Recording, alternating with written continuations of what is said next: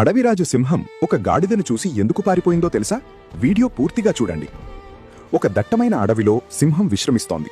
అకస్మాత్తుగా ఒక గాడిద అక్కడికి వచ్చి, నీకు నిజంగా ధైర్యముంటే నాతో యుద్ధానికి రా అని సవాల్ చేసింది.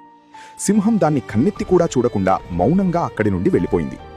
అది చూసిన ఒక నక్క, హేయ్, అడవికే రాజువి, ఒక గాడిదని చూసి భయపడి పారిపోతున్నావా అని ఎగతాళి చేసింది. దానికి సింహం, అవును, భయపడ్డాను అని చెప్పి ముందుకు సాగింది. కొంత దూరం వెళ్ళాక ఒక ఏనుగు అడ్డు వచ్చి, మిత్రమా, నిజంగానే గాడిద అంటే నీకు భయమా అని అడిగింది. అప్పుడు సింహం ప్రశాంతంగా నవ్వి ఇలా అంది, గాడిదతో పోరాడి గెలిచినా అందులో నాకేం గౌరవం దక్కదు, పైగా నా స్థాయి దిగజారుతుంది. ఇక నక్కలాంటి వాళ్లకు వివరణ ఇస్తే వాదన పెరుగుతుందే తప్ప ప్రయోజనముండదు. అందుకే ఇలాంటి పనికిమాలిన వాదనలకు మౌనమే నా సమాధానం.